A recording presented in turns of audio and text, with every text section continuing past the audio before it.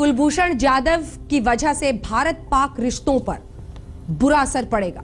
जिस तरीके से आप लोग कर रहे हैं, एक हिस्टीरिया जो डेवलप कर रहे हैं आप इंडिया में, हिंदुस्तान में, पब्लिक में, उससे तो बड़ा बुरा असर पड़ सकता है। बिल्कुल, हमेशा ऐसे ही होता है। आप ये हमेशा करते हैं, ये पहली दफ़ा नहीं है।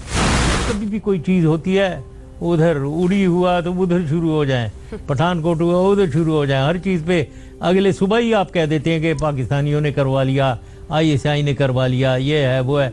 वो अगले दिन सुबह बगैर इन्वेस्टिगेशन के आप लोग शुरू हो जाते हैं और पब्लिक में एक हिस्टीरिया पाकिस्तान के खिलाफ विपप करते हैं आप। ये तो आप लोगों की अपनी आदत बनाई हुई है आपने। ये आपके लिए सहूलियत भरा एक स्टैंड है, इसीलिए आप उसका सहारा ले रहे हैं। मैं उस पर ज्यादा टाइम अपना जाया नहीं करूंगी, क्योंकि हिंदुस्तान हमेशा सबूतों के साथ बात करता है सर। और इसी के साथ मैं आपको बता दूं, 1999 में पाकिस्तान ने इंडियन नेशनल शेख शमीम का इसी तरह से एग्जीक्यूशन किया था। फिर सरबजीत का मामला चलता रहा, फिर जेल में लड़ाई के दौरान उनकी हत्या कर दी गई जेल के अंदर। मेरा सवाल यह है कि फर्क देखिए अपने आप में और हम में। बांग्लादेश हो, वहां से लेकर कारगिल तक, हमने हर बार आपकी सेना को जबरदस्त करारा जवाब दिया, लेकिन फिर भी आप समझ नहीं पाते हैं और आंखें तरेड़ने की हिम्मत करते हैं।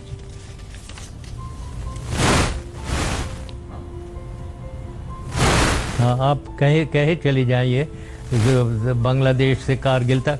कारगिल में हमने आपको गर्दन से पकड़ लिया था, आपकी फौज को, और आपकी फौज रो रही थी और भागते हुए गए bill Clinton, president bill Clinton के पास, कि वो उनको कहने के लिए कि ये पाकिस्तानियों को कहें वो निकल जाए, आपकी सेना भागी थी सर।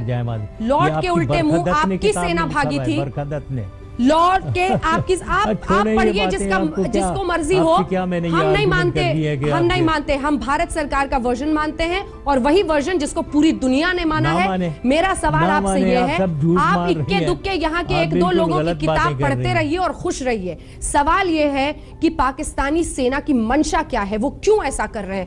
फेयर ट्रायल के बिना, काउंसलर एक्सेस के बिना, वो एक आपको पता है सर, एमनेस्टी इंटरनेशनल ने भी इसकी भत्सना की है। कारगिल में गई हैं?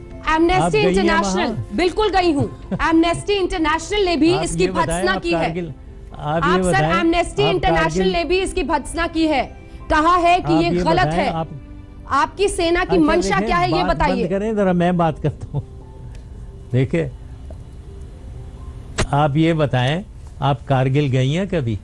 और मेरे से आप कारगिल की बातें कर रही हैं जैसे आप गई हैं। मैं तो उधर एक एक चप्पा जानता हूँ और मुझे एग्जैक्टली मालूम है कितनी 5 जगहें जो थी, और एक जगह आप लोग आए हुए थे, 4 का तो आपको पता ही नहीं था और अब शुरू ही नहीं हुए थे ऑपरेशन, कि आप लोगों को पता ही कोई नहीं। पीठ में छुरा भोंकने वाले हर जगह जाते हैं, हमें भी इल्म है आपके बारे में। परवेज मुशर्रफ साहब बताते रहते हैं। परवेज मुशर्रफ साहब, पीठ में छुरा भोंकने वाले कहां जाते हैं और कहां रहते हैं, ये हमें अच्छी तरह से एक मुल्क के रूप में इल्म है, और इसीलिए हमने करारा जवाब दिया था और उस पर आप लड़ते रहिए। सर्जिकल स्ट्राइक के जरिए एक बार फिर से घुस कर मारा है उन आतंकी कैंप्स में हमने, जहां पर आप आतंकवाद को पनपाते हैं। पेशावर याद कीजिए, पेशावर याद कीजिए सर, पेशावर में मासूम बच्चों की जान गई क्योंकि आप और आप जैसे सियासतदानों ने पाकिस्तान में सिर्फ आतंकवाद को जन्म दिया है और पाला पोसा है। आपको मुझे लगता है इस पर बहुत सीरियस जवाब देना चाहिए। मेरे ख्याल में बहुत सीरियस जवाब देना चाहिए साहब। ये मेरे ख्याल में इंटरव्यू को बंद कर देते हैं ये, क्योंकि मेरे ख्याल में ऐसे लग रहा है ये आप इंटरव्यू दे रही हैं, मैं आप तो बोली चली जा रही हैं। तो मेरे ख्याल में क्योंकि आपके पास और कुछ नहीं है सर, हर हिंदुस्तानी काफी हो गया, बोलती बंद कर सकता है, लेकिन जो सवाल है उससे मत भागिए। वर्कअप करे चली जा रही है, सवाल पर मत भागिए सर, सवाल पर मत भागिए, सवाल पर मत भागिए। पेशावर के बच्चों पर सवाल कर दिया तो आप माइक हटाने लगे। आप जरा तमीज से बात करें, आप तमीज से बात करें और आराम से बात करें। बिल्कुल आराम से पूछ रही हूं। लड़ाई कर रही है मेरे से, आप कोई आदमी हो तो मैं उससे लड़ूं, और आपसे यही पूछ रही हूं। आपसे क्या मैं लड़ूं? ठीक है, तो मैं लड़ना भी नहीं चाहता हूं। चिंता ना करें, उसकी आप बोली चली जा रही है और अपने आप को आप इतना वर्कअप कर रहे हैं, आपको ब्लड प्रेशर हो जाएगा। इतना ज्यादा वो ना करें, इतना ब्लड प्रेशर हो जाएगा आपको। आराम से, और आप भी काफी फिट दिख रहे हैं इंशाल्लाह, जो कुछ भी कर रही है। और छोटी बात करें ताकि मैं उसका जवाब भी दूं। मेरा सवाल आपसे ये है सर कि आतंकवाद पेशावर के बच्चे। हाँ। आपको नहीं लगता है कि पाकिस्तान को अब सख्त कदम उठाना चाहिए? सर्जिकल स्ट्राइक के जरिए हमने पीओके में घुसकर आतंकी कैंप्स को ध्वस्त किया। फिर वही एक आप बेवकूफ़ बनाई चले जाएं अपने कौम को, पागल, उनको बेवकूफ़ झूठ बोल बोल के उनको बनाई चले जाएं। सर्जिकल स्ट्राइक्स, और भाई क्या हिम्मत है आपकी आर्मी की, सर्जिकल स्ट्राइक्स उन्होंने की है। हम ना सर्जिकल स्ट्राइक आपके अगेंस्ट कर जाएं, हम भी कर सकते हैं। जो आप वहां कर सकते हैं वो हम भी कर सकते हैं। आप एक सबूत गिना दीजिए सर, मैं आपको चुनौती देती हूं।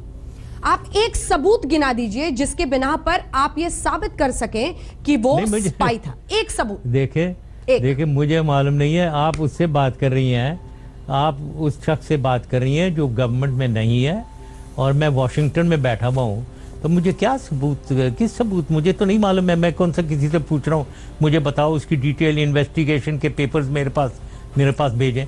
वो तो मेरे पास नहीं है, ना मैंने देखा है, ना मैं कंसिडर, ना मैंने किसी से पूछा है। इसीलिए मैं आपसे बोल रही थी, इसीलिए मैं आपको ये नहीं। तमाम सबूत बता रही थी सर, ताकि आप भी कन्विंस हो जाए दूर वॉशिंगटन में बैठे कि जो किया गया है वो गलत है, सबूत नहीं है। कई भी बात मैं बिल्कुल नहीं मानूंगा। सिर्फ कन्फेशनल वीडियो, वो भी डॉक्टर आपकी कई प्रेशर में सामने बिल्कुल नहीं मानूंगा। ठीक है, एक आखिरी सवाल सर आपसे। नेपाल के बॉर्डर पर 6 किलोमीटर दूर, बात मैं बिल्कुल नहीं मानूंगा, क्योंकि एक सेकंड मुझे जवाब देने दें। आपने बात खत्म की है, मैं बात कर रहा हूं अभी। बोले। मैं कभी आपकी बात नहीं मानूंगा, क्योंकि आप बेसिस ही झूठ बोले, आपका बेसिस ही झूठ पे है। यानी आप कह रही हैं वो सिविलियन बिजनेसमैन, आप कह रही हैं वो जी वो ईरान से पकड़ गया, आपकी चीज़ बेसिस ही आपका झूठ पे मबनी है। तो इसके अराउंड आप एक वेब आप वीव कर रहे हैं, उस झूठ को कंसोलिडेट करने, इसको कंफर्म करने के लिए, इसको जस्टिफाई करने के लिए आप एक वेब बना रही हैं, पूरी जाल बिछा रहे हैं इस झूठ को कंफर्म करने के लिए। तो इससे मैं तो आपकी बात कभी भी नहीं मानूंगा।